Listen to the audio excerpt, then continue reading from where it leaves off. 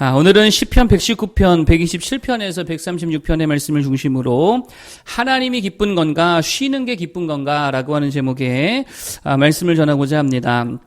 기독교의 핵심을 복음이라 말합니다. 복음이라는 게 무슨 뜻입니까? 기쁨의 소식이라는 말이죠. 그러니까 복음을 듣고 복음을 만나고 복음을 믿는 자에게는 뭐가 있다는 거예요? 기쁜 소식이니까 기쁜 소식 만나 기뻐해야죠. 기쁨이 넘칠 줄로 믿습니다. 이런 기쁨이 뭡니까? 기쁨은 이런 거죠. 자발성이고요. 내적 동기가 되는 것입니다. 그러니까 언젠가 제가 그런 말씀 드린 적이 있는데 기억나실지 모르겠어요. 인게이지먼트 신자가 되라. 기억나십니까? 무슨 뜻인지 다 까먹었어요. 인게이지먼트 신자가 무슨 말이냐? 충성신자, 지속신자 뭐 그런 뜻입니다. 무슨 말이냐면 자발성이 있다는 말이고 내적 동기가 있다라고 하는 것이죠. 그러니까 꼭 나에게 이익이 되어서 꼭 합리적으로 따져봤더니 믿을만 해서 하나님을 믿는 게 아니라는 것입니다. 하나님을 믿는 것 자체가 내게 기쁨이 되고 즐거움이 되고 그 자체가 행복이 되기 때문에 믿는 거죠. 이게 인게이지먼트 신자더라라고 하는 것입니다. 반면에 뭐 마케팅 용어인데 체리피커라는 말이 있습니다. 체리피커. 무슨 말이냐? 말 그대로 체리만 픽한다는 거예요. 체리피커. 그러니까 이익만 취하려는 고객을 말하는 거죠. 예를 들면 뭐 1+1 행사일 때만 뭐 물건을 구입한다거나 아니면 경품이 있을 때만 찾아간다거나 심지어는 이런 분들 있다 그러는 거죠. 심지어는 제품을 쓸 거는 쓸 만큼 다 쓴 다음에 클램을 겁니다. 막 이런저런 문제가 있다 그래가지고 새 걸로 바꿔가지고 쓰고자 하는 뭐 이런 하여튼 얌체 같은 고객들 체리피커라고 한다라고 해요. 무슨 말입니까? 한마디로 자기 이익밖에 모르는 집단이다라고 하는 것입니다. 근데 교회 안에도 체리피커 있을 수 있어요, 없어요? 있을 수 있지요. 내적 동기, 즉 자발성과 기쁨으로 하나님을 섬기는 것이 아니고 그저 자기 이익에 따라서 자기 편익만 따지며 신앙생활을 한다면 뭐 교회 안에 있는 체리피커다라고도 볼 수 있다는 것입니다. 자, 그러나 복음을 만난 자들은 그렇지 않다라는 것이죠. 그 안에 뭐가 있어요? 기쁨이 있는 거예요. 이게 진정한 성도들의 모습인 줄로 믿습니다. 그래서 체리피커가 아니라 인게이지먼트 신자, 충성되고 지속되는 신자들이 된다라고 하는 거예요. 자, 여러분은 체리만 골라먹는 체리피커입니까? 아니면 정말 기쁨으로 섬기는 인게이지먼트 성도입니까? 기쁨으로 섬기는 자를 될 수 있기를 바라겠습니다.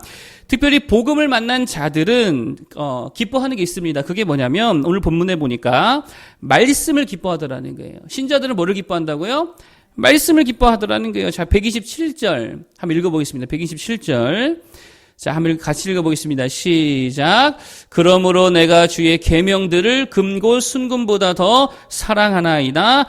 아멘. 이게 복음을 만난 신자들의 당연한 반응이더라라고 하는 거예요. 뭐를 사랑한다고요? 주의 계명들, 주의 말씀들을 내가 사랑한다는 거예요. 그걸 즐거워한다라고 하는 것입니다.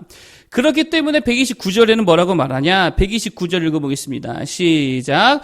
주의 증거들은 놀라움으로 내 영혼이 이를 지키나이다.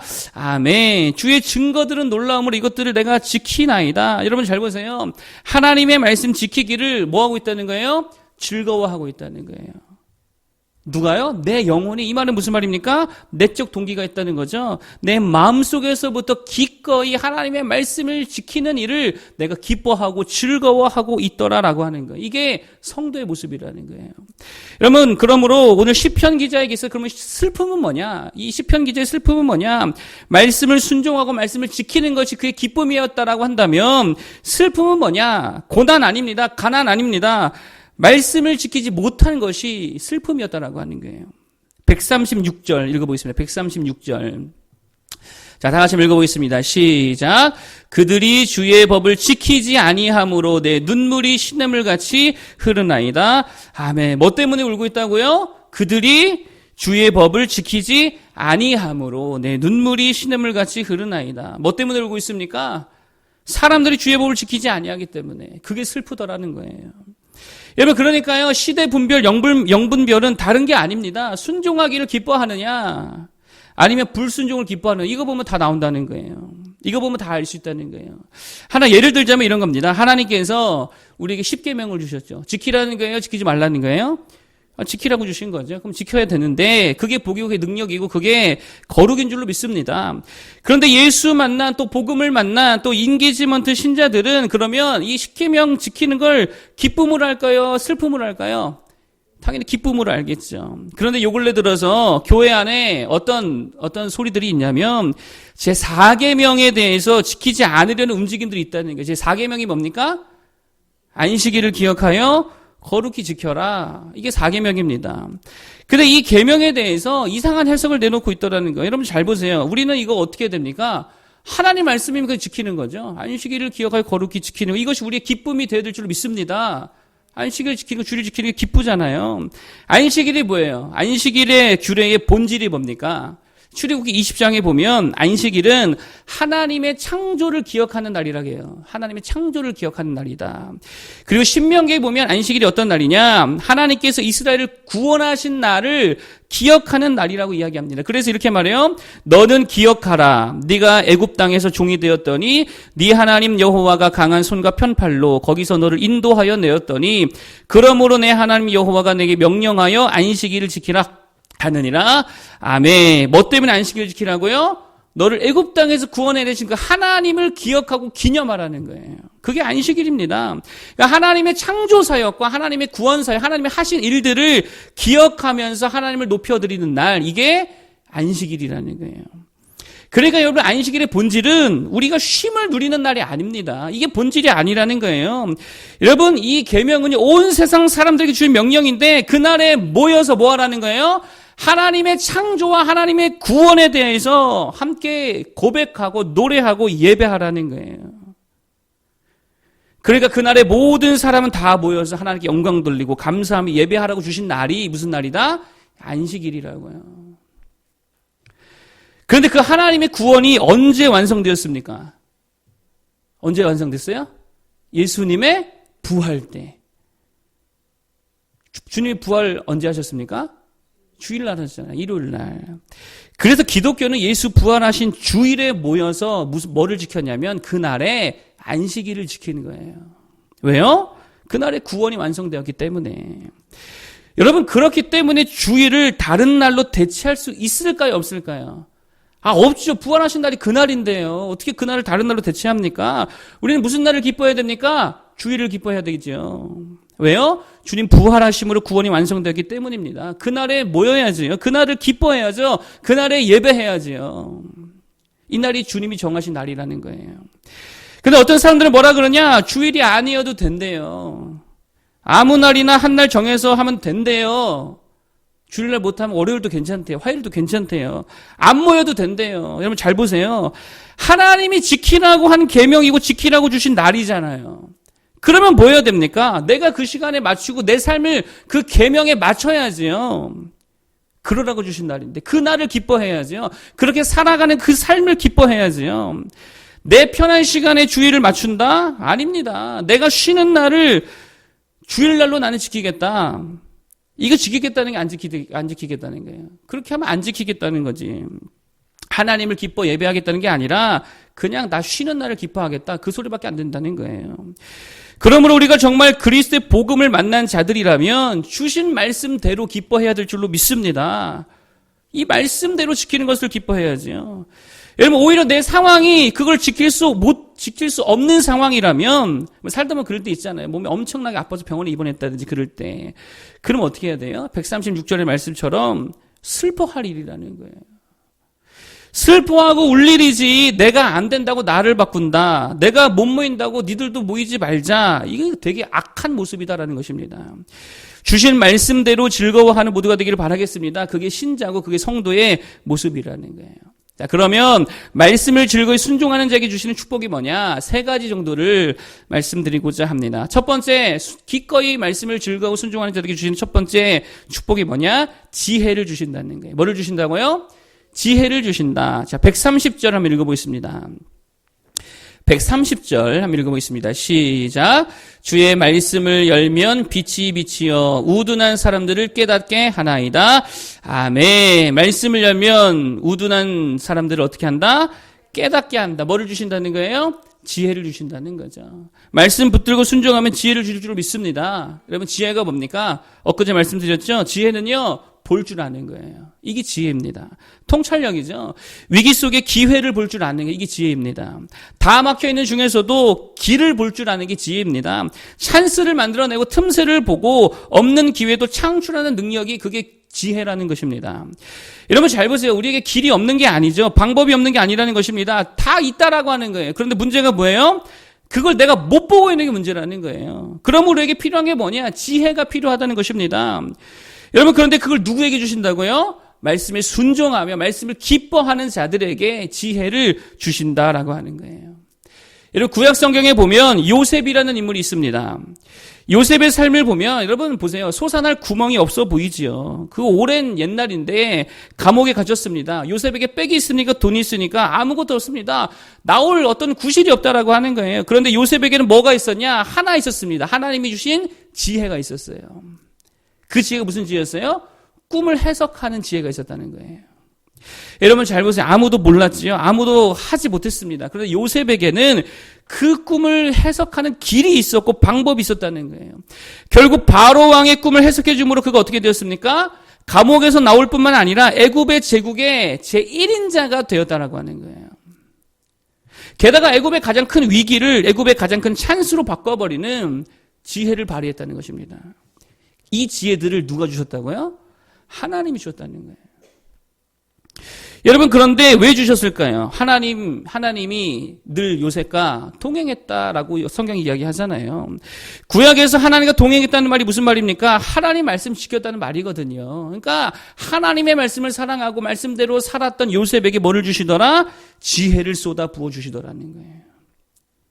여러분, 특별히 가장 큰 지혜가 뭡니까? 누구를 볼 줄 아는 눈이 가장 지혜로운 눈이에요? 하나님을 보는 눈이죠. 하나님을 보는 자들 되길 바라겠습니다. 아까 복화술 공연 봤죠? 깡 여사가 말한 게 아니에요. 누가 말한 거예요? 우리 그 소장님께서 다 하신 거예요. 거기 메시지가 뭐였습니까? 우리 뒤에 뭐가 있더라? 하나님의 손이 있더라. 여러분 잘 보세요. 진짜 신기한 게 공연 중에 마치 인형이 살아있는 것 같은 착각을 중간에 했어요? 안 했어요? 그런 착각했잖아요. 살아서 자기가 말하는 것 같은. 근데 강여사를 말하게 하고 보니까 눈도 껌뻑껌뻑 거리더라고요. 그렇죠? 눈도 껌뻑거리게 하고 강여사를 통해 웃음도 주고 은혜도 주고 말하게 한 게 누구라고요? 그 뒤에 있던 손이더라는 거예요. 여러분 우리도 마찬가지라는 것입니다. 우리 뒤에 누가 있습니까? 하나님의 손이 있다는 거예요. 하나님의 도움이 있습니다. 하나님의 역사하심이 있다라는 것입니다. 그래서 우리의 삶에 그 손을 통하여서 기쁨도 주고 보람도 주고 일거리도 주고 말거리도 주고 헤쳐나올 길도 주시고 지혜와 능력과 은사와 필요한 모든 것을 다 주시는 분이 우리의 뒤에 계신 줄로 믿습니다. 그러면 그분의 손을 볼 줄 알아야죠. 이게 지혜라는 거예요. 여러분, 생각해 보세요. 말씀에 순종도 하지 않는데, 말씀 붙들지를 않는데, 그 하나님의 손을 볼 수 있어요, 없어요? 한번 생각해 보세요. 순종을 없이 어떻게 하나님을 볼 수 있겠냐라고 하는 거예요. 맨날 내 생각대로, 내 계획대로만, 내 뜻대로, 내 경험대로만 하는데, 어떻게 하나님의 손을 보겠느냐라고 하는 것입니다. 어떻게 하나님의 일하심을 볼 수 있겠냐라고 하는 거예요. 그거 어불성설이지요. 하나님의 손은 말씀에 순종할 때에 보이는 줄로 믿습니다. 깊은 데로 가서 그물을 내리라 라고 말씀하실 때 어떻게 해야 돼요? 그냥 가서 순종하며 하나님의 손을 경험하는 거예요. 두려워 말고 가서 가나안 땅을 정복하고 취하라고 하실 때에 두렵다 하더라도 무섭다 하더라도 그냥 일단 가면 하나님의 큰 권능의 팔을 보게 되는 줄로 믿습니다. 그렇게 살아가는 거예요. S기업에 입사한 한 자매 간증입니다. 실제 간증이에요. 1차 필기시험 합격 후에 면접 준비 시간이 토요일 주일 이틀밖에 되지 않았대요. 근데 토요일 주일날 그리스도인들 제일 바쁘잖아요. 고민하다가 그래도 준비가 어렵길래 그냥 교회 갔대요. 양육훈련 받으러 토요일날 가서 전도사님과 말씀을 나누었는데 그때 나눈 말씀이 마태복음 26장. 거기 보니까 베드로가 예수님을 부인하는 장면이 있었대요. 그래서 기도했대요. 주님, 제가 면접 볼 때에 주님을 부인하지 않게 하옵소서. 신앙과 성경을 내가 배반하지 않게 해 나를 붙들어 주옵소서. 이렇게 기도했대요. 그리고 다음날 주일날 예배 드리는데 그 주일날 시간에 주셨던 말씀 제목이 자기 생각 버리라 뭐 이런 말씀이었다는 거예요. 그래서 주신 말씀 의지해가지고 그날 저녁에 면접 준비를 하는데 그래 내 생각대로가 아니라 하나님의 뜻대로 하나님의 생각으로 준비해보자 이래가지고 면접 준비를 했다라고 하는 거예요. 그랬더니 준비가 술술 잘 되더라라고 하는 것입니다. 그리고 다음날 담담하게 그리고 솔직하게 면접을 봤대요. 그냥 교회에서 목장 모임 하듯이 그냥 뭐 했다라고 하는 것입니다. 잘 들어주고 잘 모르면 모르겠다라고 인정하고 또 말씀을 생각하면서 준비한 대로 평범 속의 비범함 뭐 신앙적이잖아요. 평범 속에 하나님의 비범함, 하나님의 손이 있다 뭐 이런 거 아니겠습니까? 그런 주제로 자기소개를 했대요. 결과가 어떻게 됐을까요? 말씀드렸잖아요. 합격했다고. 여러분 잘 보세요. 말씀 붙들고 순종했더니 하나님께서 뭐를 주시더라? 위로부터 지혜를 주시더라라고 하는 거예요. 면접 후에 그녀가 뭐라고 고백했느냐? 이렇게 고백했다고 합니다. 취업은 정말 하나님이 주관하십니다. 질문을 던지는 면접관조차도 하나님이 주관하신다는 것을 인정하게 되었습니다. 무슨 말이에요? 말씀 붙들고 순종했더니 하나님의 손을 보게 되더라라고 하는 거예요. 여러분, 그러므로 지혜를 경험하지 못하고 하나님의 손을 경험하지 못하는 이유는 뻔하죠. 뭐가 없기 때문이에요? 내 안에 말씀이 없고 순종이 없고 하나님의 말씀 지키는 것을 기뻐하지 않기 때문에. 당연한 것입니다. 말씀을 기쁨으로 지키지 못하기 때문에 내 편한 대로 주일 성수도 못 지켜 주님 주신 말씀대로 행하지도 못해. 그러니 하나님의 강력한 손을 경험하지 못하더라는 거예요. 이건 페이스북에 하시는 분들 이거 보셨을지도 모르겠습니다. 이탈리아의 한 의사의 고백인데 그는 이탈리아의 한 병원에서 근무하던 의사였습니다. 그리고 철저한 무신론자였다고 합니다. 코로나가 확산되기 시작하면서 그 병원에는 처음에는 몇 명이 오고 그리고 그 이튿날에는 수십 명이 오고 그리고 며칠만 지나자 수백 명의 환자들이 막 그냥 밀려오더라는 거예요. 병원이 거의 아비규환 상태가 되었다고 합니다. 더 이상 치료 자체가 불가하고 의료진이 할 수 있는 게 뭐밖에 없었냐면 살 수 있는 사람과 살 수 없는 사람을 구별해가지고 라벨 붙이는 일밖에 할 수 없었다는 거예요. 그러니 한 인간으로 또 한 의사로서 얼마나 이 자괴감과 무력감이 심했느냐라고 하는 것입니다. 그러던 중에 75세 된 노인 목사님이 실려왔다는 거예요. 감염돼가지고. 숨쉬기가 되게 힘들어 보였고 얼마 못 살 거라는 것을 짐작할 수 있었다라고 합니다. 그런데 그 목사님께서 그 와중에도 손에 뭐를 들고 있었냐면 성경을 꼭 붙들고 있었고요. 만나는 의료진들마다 만나는 환우들마다 하나님을 전하며 위로해 줬다라고 하는 거예요. 죽어가면서. 그리고 결국 그 목사님은 돌아가셨다라고 합니다. 그런데 그 후 놀라운 일이 일어났는데 어떤 일이 일어났냐면 무신론자들로 가득하던 의료진들 그리고 환자들 안에 어떤 움직임이 일어나냐 그때부터 기도하며 하나님의 은혜를 구하기 시작했다는 거예요. 그리고 하나님의 임재를 경험하고 그 임재 속에 하나님 주신 놀라운 영적 평강을 누리게 되었다라고 하는 글입니다. 여러분 잘 보세요. 한 사람의 작은 순종, 그 노인 목사님의 작은 순종을 통해 많은 이들에게 하나님의 역사와 하나님의 임재를 보게 했다라고 하는 거예요. 여러분 제발 부탁입니다. 좀 체리피커처럼 따지지 말고 가리지 말고 그냥 좀 뭐 하자고요? 순종하자는 거예요. 그럴 때에 하나님의 권능을 보게 될 줄 믿습니다. 하나님의 말씀인데요. 뭘 신학적으로, 역사적으로, 문화적으로 따지고 있냐라고 하는 거예요. 그거 따질 시간에 그냥 뭐부터 하자? 순종부터 하는 것입니다. 따지고 싶어도 순종하면서 따지는 거죠. 그럴 때 정말입니다. 역사하신 하나님의 그 손길을 보게 될 줄을 믿습니다. 그게 진짜 지혜고 성도들은 그렇게 살아가야 된다라고 하는 거예요. 두 번째로 기쁨으로 순종하는 자에게 주신 축복이 뭐냐? 두 번째는요. 은혜를 주신다는 것입니다. 자, 132절을 한번 읽어보겠습니다. 한번 읽어주세요. 132절 시작. 내게 은혜를 베푸소서. 아멘. 뭐를 주신다고요? 은혜를 베풀어 주신다는 게 은혜로 살게 하신다. 말씀 붙드는 자에게는 은혜를 살게 하신다. 여러분 우리가 하나님의 뜻 뭐 이런 말 많이 하죠. 하나님의 뜻대로 살아야 된다. 이런 말 참 많이 하는데 여러분 우리가 어떻게 살아가는 게 하나님의 뜻입니까? 여러분 하나님의 뜻대로 살아간다는 말 어떻게 적용하고 계세요? 착하게 살면 하나님의 뜻입니까? 되게 정의롭게 사는 게 하나님의 뜻대로 사는 삶입니까? 아니면 되게 성공하는 삶이 하나님의 뜻대로 사는 삶입니까? 아니면 이타적으로 사는 거 또는 뭐 완벽하게 살아내는 거 도대체 어떻게 사는 게 하나님의 뜻이냐라고 하는 거예요. 여러분 그런데 다른 거 아닙니다. 하나님의 뜻대로 사는 삶은 은혜로 사는 삶인 줄 믿습니다. 이게 하나님의 뜻이에요. 뭘로 살라고요? 하나님의 은혜로 사는 거예요. 이게 하나님의 뜻입니다. 그러면 하나님의 은혜로 산다는 게 무슨 말이에요? 이런 거예요. 내가 어떠한 사람인가와 전혀 상관없이 내가 어떠한 사람인지 전혀 상관없이 하나님의 무한한 가능성으로 살아가는 거. 이게 하나님의 은혜로 사는 삶이에요. 다시요. 내가 어떠한 인간인지 전혀 상관없이 하나님의 무한한 가능성으로 살아가는 삶. 이게 은혜로 사는 삶입니다. 아까 마라톤 영상 하나 봤잖아요. 막 뛰다가 어떻게 합니까? 갑자기 정해진 길을 벗어나더라는 거예요. 그리고 무한한 가능성을 향해 달려가더라는 것입니다. 이게 은혜로 사는 인생이라는 거예요. 여러분, 그래서 은혜를 만나면 깡패도 뭐가 됩니까? 목사가 돼요. 은혜를 만나면 깡패가 목사가 돼요. 은혜를 경험하면 전도 유망한 스포츠 스타가 선교사가 됩니다. 이게 말이나 됩니까? 두 팔과 두 다리가 없어도 많은 사람에게 도전을 주는 강연자가 된다는 게 뭐를 만나면? 은혜 만나면. 닉 부이치치가 그냥 그렇게 된 게 아니에요. 성경 붙들고 기도하는 사람이 은혜 만난 사람입니다. 그럴 때 그렇게 변화되더라는 거예요. 여러분 잘 보세요. 은혜를 붙드니까, 은혜를 받으니까 모든 가능성이 다 열리더라는 거예요. 그것도 내가 가진 자원, 내가 가진 능력, 환경, 조건과 아무 상관없이 오직 하나님의 은혜로, 전적인 하나님의 은혜로 이 모든 것이 가능해지더라라고 하는, 이게 은혜로 사는 인생인 줄 믿습니다. 여러분 링컨의 이야기 뭐 한 번쯤은 다 보셨을 겁니다. 여러분 링컨이요 대통령이 될 수 있는 환경과 조건이 절대 아닙니다. 흙수저잖아요. 부모를 잘 만나지 못했습니다. 어머니 일찍 돌아가시고요. 아버지는요 요즘 기준으로 하면 학대하는 아버지였습니다.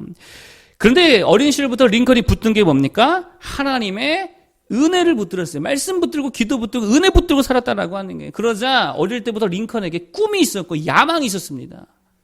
자기가 가진 환경에서 도저히 나올 수 없는 큰 야망이 있었다라고 하는 거예요. 하나님을 향한, 세상을 향한, 국민들을 향한 큰 야망이 있었습니다. 어릴 때부터 감당할 수 없는 이 야망에 사로잡혀 있었다는 게. 그래서 정계에 입문할 때부터 이 더 큰 야망으로 충만해졌다라고 하는 거예요. 여러분 잘 보세요. 사람들은 그를 놀려댔습니다. 촌뜨기라고, 옷 되게 촌스럽게 입는다고. 링컨 얼굴 아시죠? 잘생겼어요? 되게 괴짜같이 생겼잖아요. 괴짜같이. 그래서 사람들이 별로 인정해주지 않았대요. 그런데 그는 자기 자신의 모습과 환경과 조건에 상관없이 은혜를 붙들었다는 거예요. 그러니 모든 가능성이 다 열려버리더라는 거예요. 결국 뭐가 됐어요? 미국 제일 존경받는 대통령이 되더라는 거예요. 여러분 마귀가 우리에게 주는 속임이 뭡니까? 맨날 이런 거죠. 야, 너 자신을 좀 봐. 네가 뭘 할 수 있겠냐? 네 힘을 봐라. 네 실력을 봐라. 네 체력을 봐라. 네 성격을 봐라. 맨날 성격 가지고 마귀가 시험하는 거 아십니까? 여러분 보기에 제 성격이 어떻게 보입니까?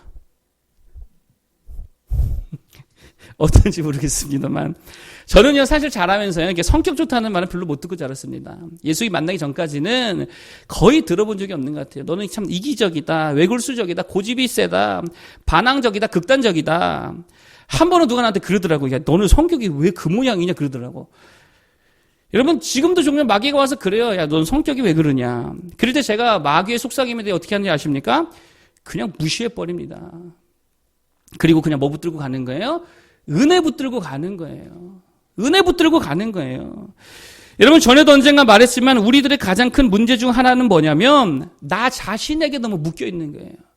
나 자신에게 매여 있습니다. 내 실력이 어떻고, 내 나이가 어떻고, 내 성별이 어떻고, 내 상황이 어떻고, 내 재능이 어떻고, 내 기호가 어떻고, 내 성격이 어떻고. 여러분 한번 생각해 보세요. 나를 창조하신 분이 누구십니까? 하나님이잖아요. 나를 만드셨다고요. 그럼 나를 만드신 분이 나를 다시 한번 만져주시면 성격도 변할 수 있어요, 없어요? 얼마든지 변해요. 재능도 더해질 수 있어요, 없어요? 재능도 더해질 수 있는 거예요. 힘과 능력과 은사 더해질 수 있습니다. 주 안에 불가능한 없다는 거예요.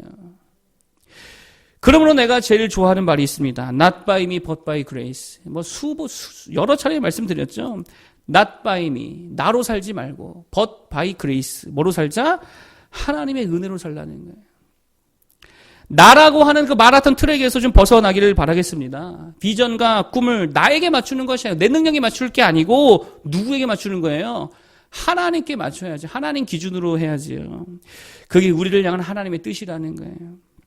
그래서 데살로니가 5장 이하에 보면 뭐라고 말합니까? 항상 기뻐하라. 쉬지 말고 기도하라. 범사에 감사하라. 이것이 그리스도 예수 안에서 너희를 향하신 하나님의 뜻이니라. 항상 기뻐하고 쉬지 말고 기도하고 범사에 감사.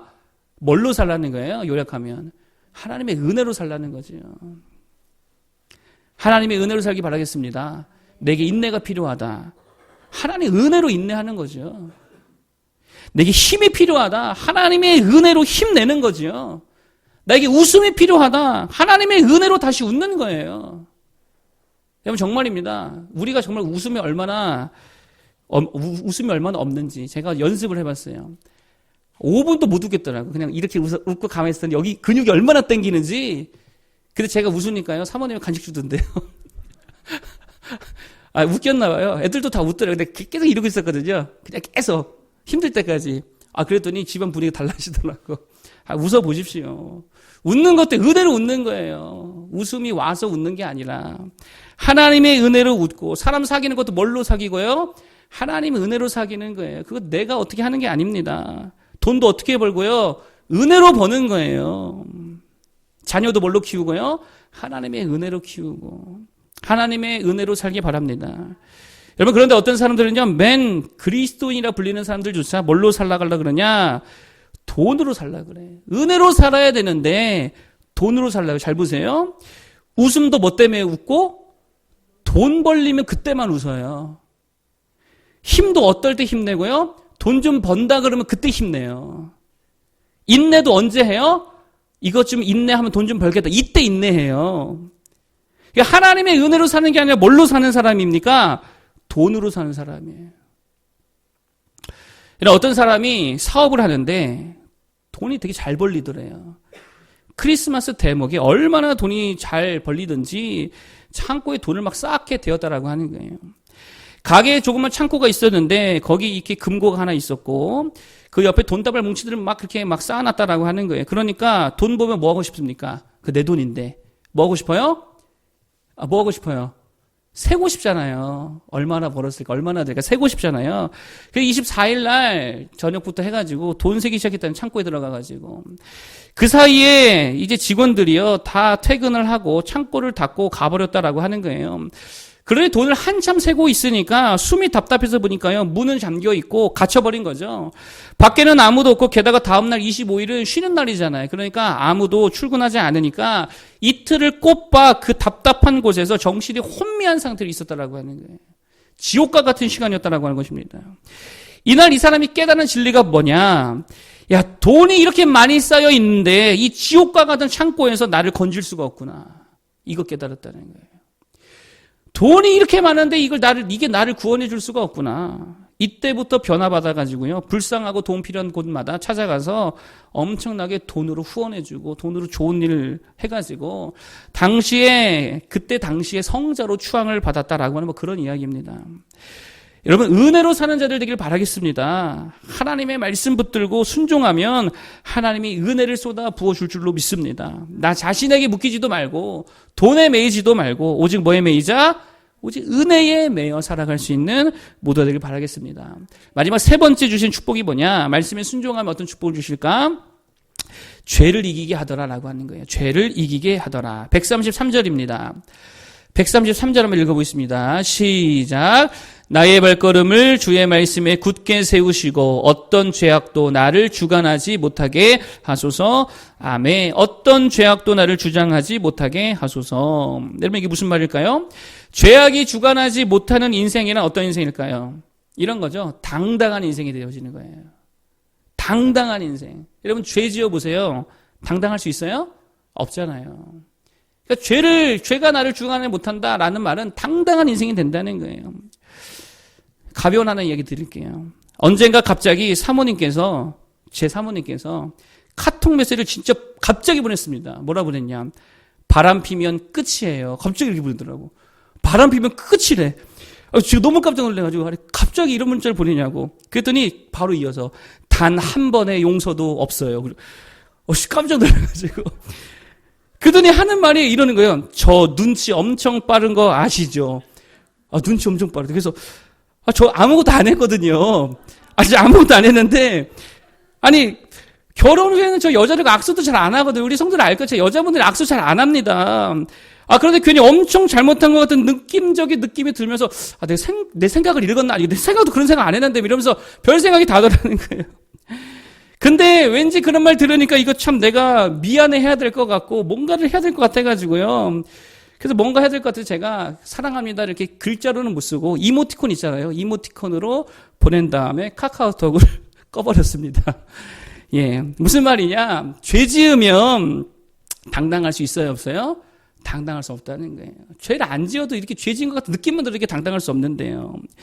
그러니 주님께서 우리 모든 죄를 다 담당해 주시고 죄를 해결해 주시고 죄로부터 자유케 하셨다는 이 말은 우리로 어떤 자녀가 되게 하셨다는 말이냐면 당당한 자녀가 되게 하셨다는 말이에요. 당당한 자녀가 되길 바라겠습니다. 그러므로 우리가 말씀 위에 굳게 서면, 복음 위에 굳게 서면, 십자가 위에 굳게 서면 어떤 자녀가 될 수 있습니까? 하나님의 당당한 자녀가 될 수 있다는 거예요. 은혜의 보좌 앞에 어떻게 나아갈 수 있습니까? 당당하게, 담대하게 나아갈 담력을 얻게 되는 줄로 믿습니다. 그럼 당당하다는 게 뭐예요? 하나님 앞에 당당한 자녀가 된다는 게 무슨 말입니까? 막 구할 수 있다는 거예요. 막 구할 수 있다는 거예요. 하나님께 막 달라고 할 수 있다는 것입니다. 이게 당당한 자녀죠. 아까 탕자, 우리 그 구자호 목사님 탕자 뮤직비디오인데, 탕자 비유를 다 아실 겁니다. 거기 보면 둘째 아들이 죄 짓기 전에는 어떻습니까? 엄청 당당하잖아요. 아버지 유산을 달라고. 그거 어차피 내 거 아니냐고. 빨리 좀 달라고. 되게 당당하게 요구하죠. 아버지 주세요, 안 주세요? 다 주시죠. 근데 죄 짓고 돌아와서는요, 당당하지 못해요. 찌질해 보이잖아요. 아버지, 저는 아버지 집에 품꾼에 하나만 돼도 족하겠습니다. 뭘 못 구하죠. 그 왜 그렇습니까? 죄 때문에 그렇다라고 하는 거예요. 여러분, 우리도 마찬가지라는 것입니다. 여러분 보세요. 죄 짓고 와서 교회에서 기도가 돼요, 안 돼요? 양심이 있으면 안 되지요. 기도를 해도 뭔 기도밖에 안 됩니까? 용서해달라는 기도밖에 안 나오지요. 근데 전도하고 와서, 순종하고 와서, 예수님 때문에 좀 고난받고 와서 기도하면 기도가 돼요, 안 돼요? 엄청 잘 돼요. 하나님 이것도 주시고요, 저것도 주시고요. 나 주일 열심히 하니까 하나님 다 달라고 막 그냥 기도할 수 있다라고 하는 거. 그게 왜 그렇습니까? 당당한 거예요. 여러분, 그러니까 이게 다 연결되어 있는 것입니다. 순종하는 자가 기도도 하는 거고요. 기도하는 자가 응답받고, 응답받으면 더 기뻐서 순종하게 되어지고. 근데 반대로 순종하지 않으니까 기도 못하죠. 기도 안 하니까 인생이 힘들죠. 힘드니까 순종 못하죠. 여러분, 말씀에 순종하기 바랍니다. 그러면 당당한 자녀로 서게 될 줄로 믿습니다. 그래서 막 구하는 거예요. 구하는 대로 다 하나님 주실 줄로 믿습니다. 그러면 우리가 해야 될 최고의 순종이 뭘까요? 우리가 해야 될 최고의 순종이 뭘까요? 하나님 어떤 걸 가장 기뻐하실까요? 예수 믿는 거. 이게 가장 최고의 순종이 된 줄로 믿습니다. 너희는 마음에 근심하지 말고 하나님을 믿으니 또 나를 뭐 해라? 믿어라. 믿어라. 그래서 요한복음에 보니까 뭐가 죄래요? 하나님을 믿지 않는 게 가장 큰 죄라고 이야기하잖아요. 예수님 믿기 바랍니다. 요즘 애들 말로 그런 말 있어요. 닥치고 뭐 해라. 그냥 닥치고 믿는 거예요. 암소리 말고 닥치고 믿는 우리 모두 되길 바라겠습니다. 그러면 당당해지는 거예요. 그러면 뭐든 다 구하는 대로 우리 아버지께서 응답해 주실 줄로 믿습니다. 우리가 그렇게 살아가기를 바라겠습니다. 반주해 주시고 결론의 말씀 드리겠습니다. 여러분, 우리의 기쁨은 다른 거 아닙니다. 세상에 뭘 기뻐할 수 있겠습니까? 주의 성도들은요, 하나님의 말씀을 기뻐하는 자들인 줄로 믿습니다. 말씀을 순종하는 게 기쁜 자들이 하나님의 백성들이라는 거예요. 반대로 우리의 슬픔은 뭡니까? 하나님의 말씀을 내가 지키고 싶어도 지키지 못할 때 이게 가장 슬픈 상황이죠. 세상을 볼 때 이 하나님의 말씀을 얼마나 안 지키는 모습을 보면 참 가슴 아프죠. 여러분, 그것이 우리의 모습이 되어야 될 줄로 믿습니다. 하나님의 말씀을 기뻐하는 성도들이 되길 바라겠습니다.